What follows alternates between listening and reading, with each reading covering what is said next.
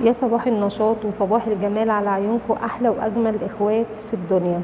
جمعه مباركه علينا وعلى الامه الاسلاميه، شعبنا المصري جميعا يا رب. منوريني ومشرفيني، ووجودكم معايا حبايب قلبي ده احلى حاجه بتسعدني. طبعا الكلام ده لكل حبايبي واخواتي ومتابعيني اللي بينوروني وبيشرفوني. النهارده الجمعه وقايمه كده كل نشاط، وحشتوني جدا جدا جدا.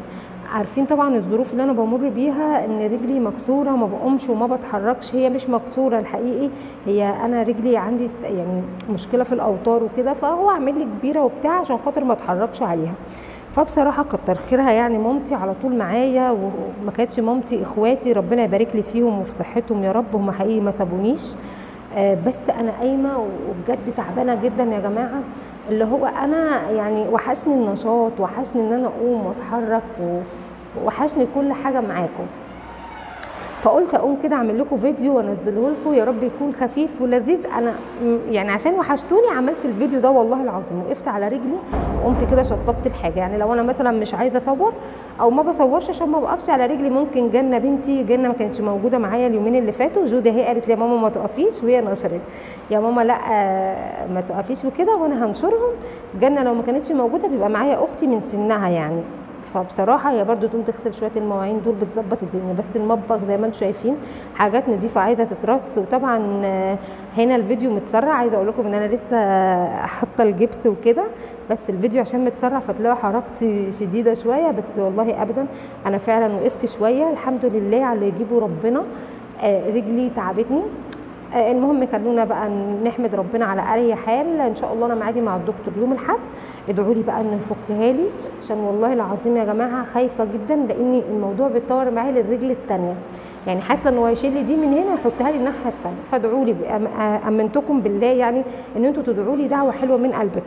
رصيت كده حبه المواعين، وطبعا المطبخ بتاعي اتكركب شويه من جواه، اللي هو مش عارفه ده مع ده، كتر خير طبعا كل اللي بيعمل مش عارف الحاجه بتتحط فين فبترص عادي يعني وكده. فان شاء الله لما اروح واقوم كده هظبطه تظبيطه حلوه من جوه، وارجع كل حاجه زي ما كانت، بس هو لحد ما مترتب ونضيف والحمد لله. اول حاجه هعملها يا جماعه وعايزاكم تدعوا لي، عشان انا بطلت يوم واحد قلت ان انا مش هاخده. كنتش عارفه افتح عيني، ما كنتش عارفه اتكلم، ما كنتش عارفه اقوم، لاني انا مش، هو مش ادمان، هو مش قهوه، بس هو قالوا لي يعني زي القهوه ممكن تدمنيه كده. فادعوا لي ان انا ابطله باذن الله. هعمل اول حاجه كده الكوبايه دي عشان اظبط دماغي كده وانا شغاله. هظبط شويه حاجات وربنا يعيننا. وعايزين نقول لكل طلاب الثانويه العامه مليون مبروك على ان انتوا خلصتوا ان شاء الله. مستنيين بشره النجاح، وباذن الله بالتوفيق والنجاح للجميع. يا رب يوفق لكم جميعا يا رب. يا بسمله يوفق لك وينجحك ويفرح قلبك يا رب، اللهم امين. انت يا حبيبتي وابن عمك وكل طلاب الثانويه العامه يا رب. يا رب كلنا على اعصابنا وحياه ربنا يا جماعه. وكأن بنتي، وهي فعلا بنتي، انا بحس معاهم ان هم اولادي، ان انا بحبهم جدا جدا جدا، حبايب قلبي. البنات دول بالذات كلهم يعني حبايبي، مش عايزه اسمي تاني عشان الناس ما تزعلش. فيلا واحنا بنعمل كده نقول لها يا رب مستنيين بشره النجاح وباذن الله للجميع. ومن هنا برضو عايزه اقول حاجه، بس تعالوا نقول احنا بنعمل ايه. انا كده هبدا ان انا اغسل الرخامه بتاعتي، رصيت المواعين، خدت كوبايه النسكافيه بتاعتي المتينه بقى اللي بتفوقني كده بتخليني اتحرك. هنا كنت بمسح الرخامه من فوق، اسفه المطبخ من فوق مكان ما ايديهم مثلا بتلطش في حاجه. وحياه ربنا يا جماعه حاجه بسيطه زي اللي انا بعملها دي حسستني براحه، بطاقه ايجابيه. انما انا مش واخده على القعده، مش الناس اللي بتقعد خالص، فتحسوا ان انا حاسه بملل بخنقه.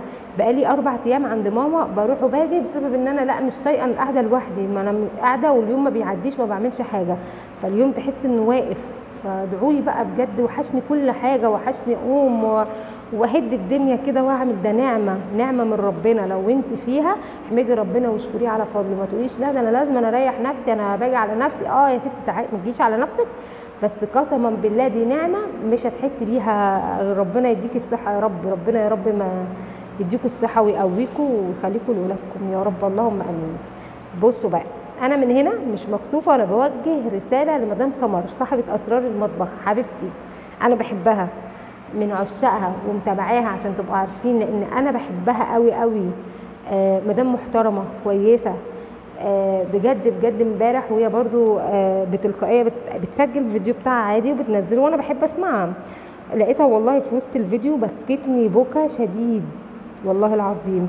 لقيتها مره واحده يا جماعه كده زغرطت لابنها بتلقائيه، وزمانها خدته في حضنها لسه احنا سامعينها كلنا بتقول له اديني ابوسك ومش عارفه ايه، وفرحانه بابنها ان هو خلص ثانويه عامه. اقسم بالله العظيم يا مدام سمر انت هزيتي قلبي. الله اعلم انت هتشوفي الفيديو ده او هتسمعيه او ايا كان، بس لو حد بيتابعها يقول لها ان فعلا فعلا اقسم بالله انت هزيتي قلبي. اقسم بالله خليتني اعيط يا جماعه بالاحساس اللي وصلته لي.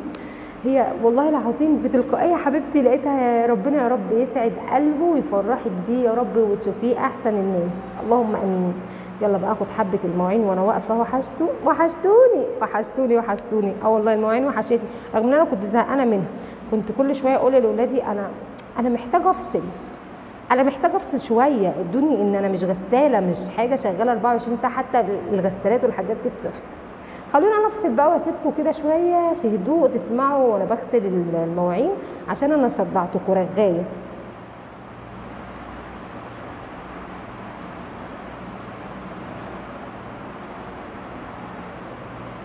بس انا عايزه اقول لكم حاجه يا جماعه. انا ما لحقتش اسكت، بس عايزه اسالكم على حاجه كده.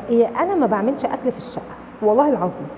حتى يعني اليومين دول انا كنت عند مامتي وجايه يوم الخميس بالليل، وبعد ما مشيت اختي كلمتني لا لازم تيجي تقعدي معانا الجمعه ومش عارفه ايه. يا ستي انا لسه جايه. قالت لي لا لازم تبقي موجوده، معلش تعالي. فما رضيتش ازعلها وقمت رحت. انا بقى عايزه اعرف دول جم منين. انا جيت بالليل حتى طلبوا اكل من بره كلوا، وممكن انا شربت كوبايه نسكافيه، يعني زوجي شرب شاي ماشي. بس انا مش فاهمه دول الصبح بقى اللي عندي جنى بتقوم بدري. طيب حتى لو استخدمت طبق وشوكه او طبق ومعلقه، السكينه ايه اللي جابها؟ المصفى دي ايه؟ المصفيتين دول جم ليه يعني؟ مش فاهمه مش عارفه. انا هبقى اسالها في الموضوع ده لما اخلص الفيديو. لكن انا كنت يعني معتقده ان هي مثلا طبقين ولا حاجه وكوبايات، لقيت مصافي ولقيت صينيه. ما علينا يا جماعه، خلينا ساكتين وخلينا نسمع الفيديو شويه، خلينا نفصل شويه.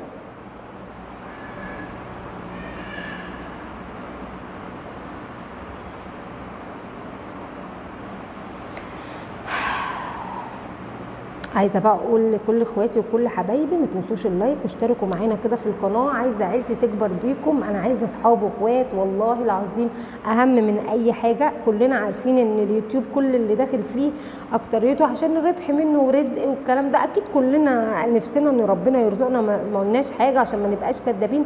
بس والله يا جماعه انا نفسي من صغري بحب كده. انا من صغري وانا امنيه حياتي كنت اطلع مذيعه في التلفزيون يا جماعه، وحياه ربنا.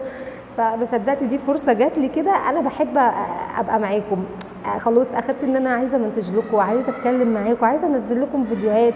يعني لما قعدت الفتره دي وما نزلتش انا متضايقه ان انا ما بنزلش. انا كنت ممكن اخر فتره دي اجتهدت شويه على نفسي، بقيت انزل يعني اعمل يوم ويوم، اعمل كل يومين. ما قعدتش برضو الفتره دي.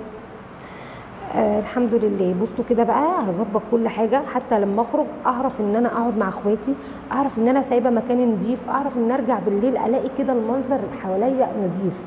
بجد يا جماعه الروقان ده مفيش احسن منه، بيريحني نفسيا. ويعني انت ممكن تبقي كسلانه، مجرد ما ايدك تتحط في الميه هتلاقي نفسك عايزه تاخدي 100,000 شغله وراها.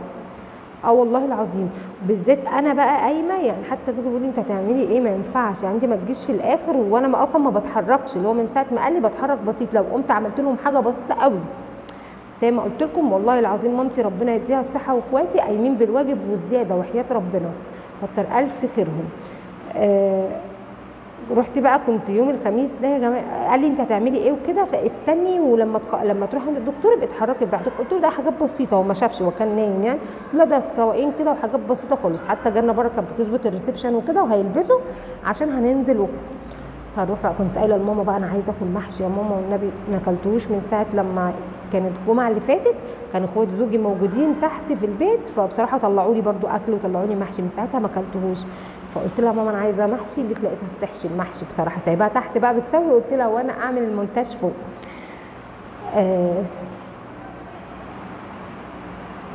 خلاص كده. بصوا بقى، بصوا يا جماعه ايه الهدوء ده، ايه المنظر ده. صدقيني مطبخك نضيف، شقتك كلها نضيفه زي الفل.